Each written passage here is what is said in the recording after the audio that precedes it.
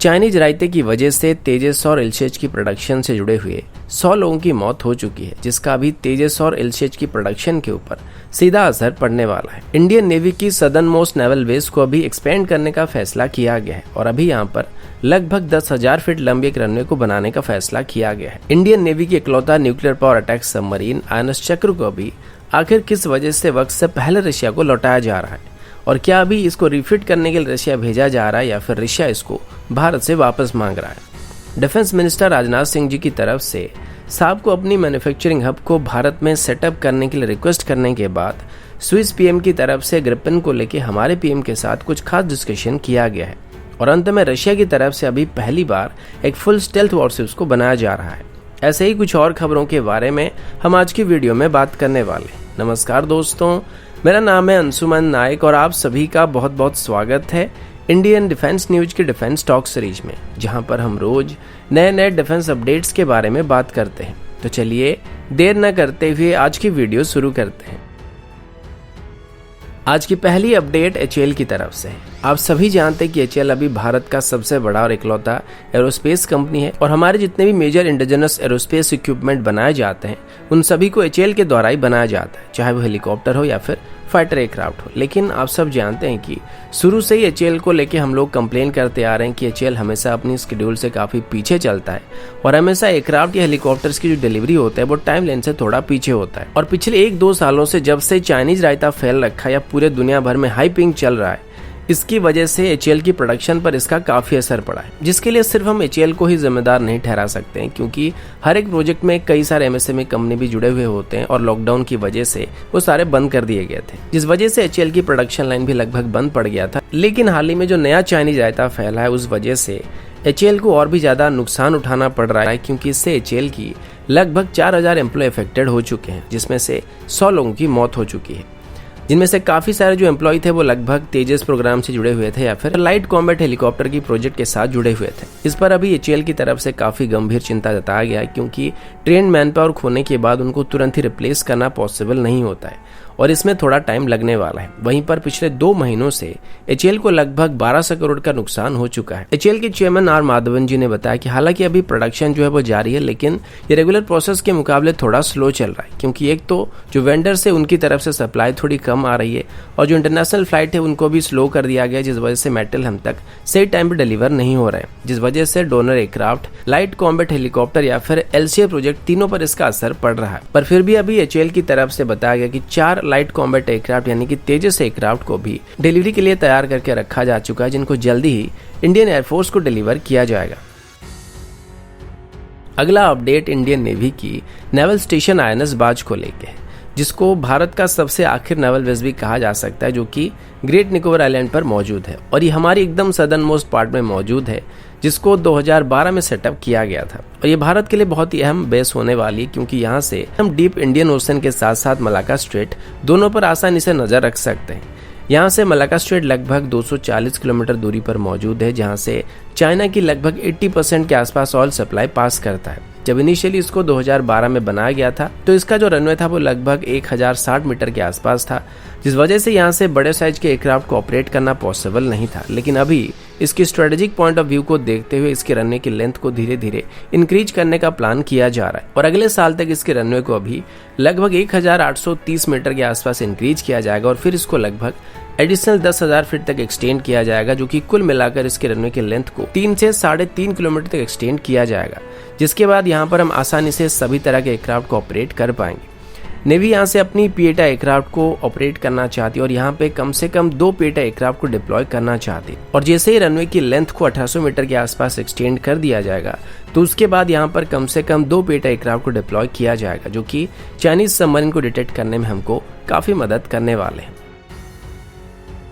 अगला update nuclear submarine को लेके। 1 या 2 दिन पहले मैंने आप सभी को बताया था कि आईएनएस चक्र को अभी भारत वक्त से पहले रशिया भेज रहा है। अब ये खबर तब सुनने को मिला था जब आईएनएस चक्र को सिंगापुर के पास देखा गया था और फिर पता चला कि इसको रशिया भेजा जा रहा था। तब से ये सवाल किए जाने लगे कि अभी तो आईएनएस चक्र का लीजिंग पीरियड कंप्लीट नहीं हुआ है, तो अभी इसको किस वजह से रशिया को वापस किया जा रहा है। इसको 2012 में 10 साल के लिए लीज पर लिया गया था और अभी भी हमारे पास लगभग 10 महीने का लीजिंग टाइम बचा हुआ है। तो अभी इस बात को लेके मेनली दो तरीके के अंदाजे लगाए जा रहे थे। एक ये था कि या तो आईएनएस चक्र में कुछ डिफेक्ट आया है या फिर इसको अभी रिफिट करने के लिए रशिया भेजा जा रहा है, क्योंकि अभी इसकी लीजिंग टाइम को एक्सटेंड करने के लिए भी भारत रशिया के साथ बातचीत कर रहा था। तो हो सकता है इसकी मिड लाइफ अपग्रेडेशन करने के लिए यहाँ पे इसको रशिया भेजने का फैसला किया गया है। लेकिन आज ये बात क्लियर कर दिया गया कि आखिर किस वजह से आईएनएस चक्र को अभी रशिया भेजा जा रहा है। रशियन मीडिया टास्क की तरफ से दी गई रिपोर्ट के मुताबिक आईएनएस चक्र में 2020 में एक एक्सप्लोजन हुआ था और इसकी वजह से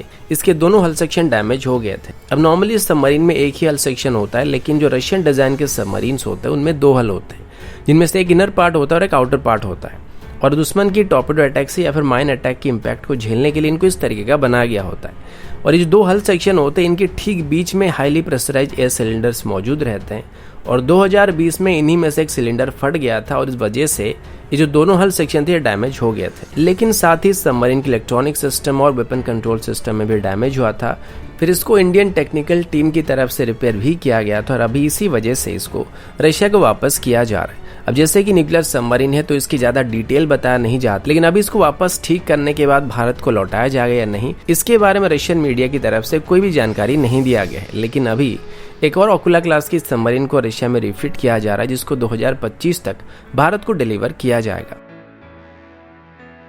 अगला अपडेट साफ ग्रिपन की तरफ से है। आप सब जानते हैं कि साफ ग्रिपन अभी भारत के MMRC टेंडर में पार्टिसिपेट कर रहा है, लेकिन इसमें भारत की तरफ से अभी तक कोई खास इंटरेस्ट दिखाया नहीं जा रहा। लेकिन हाल ही में जब हमारे डिफेंस मिनिस्टर राजनाथ सिंह जी की तरफ से साफ को भारत में अपनी डिफेंस मैन्युफैक्चरिंग हब को सेटअप करने के लिए इन्वाइट किया गया,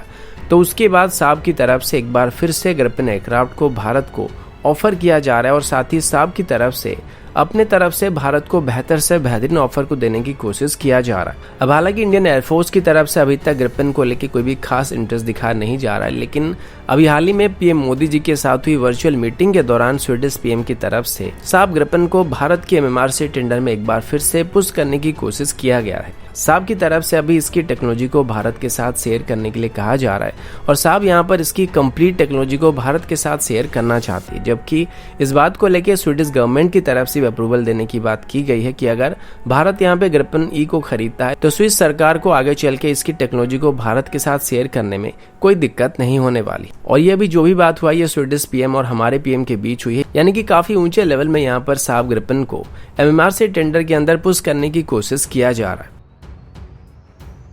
अगला अपडेट वुमेन एम्पावरमेंट को लेके है। आप सभी जानते हैं कि पिछले कुछ सालों में डिफेंस सेक्टर में महिलाओं को भी लड़कों की तरह सेम अधिकार दिया जाने लगा है। मेनली सिक्योरिटी इशू की वजह से पहले डिफेंस फोर्सेस में महिलाओं को ज्यादा रिस्की मिशन में डिप्लॉय नहीं किया जाता था या एक्टिव कॉम्बैट रोल में डिप्लॉय नहीं किया जाता था, पर धीरे धीरे ये सब बदलने लगा है और अभी इंडियन एयरफोर्स से लेके इंडियन आर्मी तक सभी में महिलाओं को भी एक्टिव ड्यूटी में डिप्लॉय करना शुरू किया जा रहा है। इंडियन एयरफोर्स में तो पहले से ही वुमेन पायलट मौजूद हैं और इनको कॉम्बैट एयरक्राफ्ट में भी उड़ान भरने की इजाजत दिया जा चुका है और नेवी के अंदर भी वुमेन पायलट मौजूद है। लेकिन अभी तक आर्मी एविएशन कॉर्प की बात करें तो इसके अंदर महिलाओं को पायलट्स के तौर पर इंडक्ट नहीं किया जाता था। इसी को लेकर प्रपोजल दिया गया था, जिसको अभी हमारे army chief general MM Naravane की तरफ से क्लियरेंस दे दिया गया और अभी से आर्मी एविएशन कॉर्प के अंदर भी महिलाओं को पायलट के तौर पर इंडक्ट करना शुरू किया जा सकता है। आर्मी एविएशन विंग की बात करें तो इसकी जो हेलीकॉप्टर फ्लीट है उसमें अभी तक सिर्फ मेल पायलट्स को ही शामिल किया जाता था, लेकिन अभी पहली बार 2 वुमेन पायलट्स को इसमें सिलेक्ट किया गया है।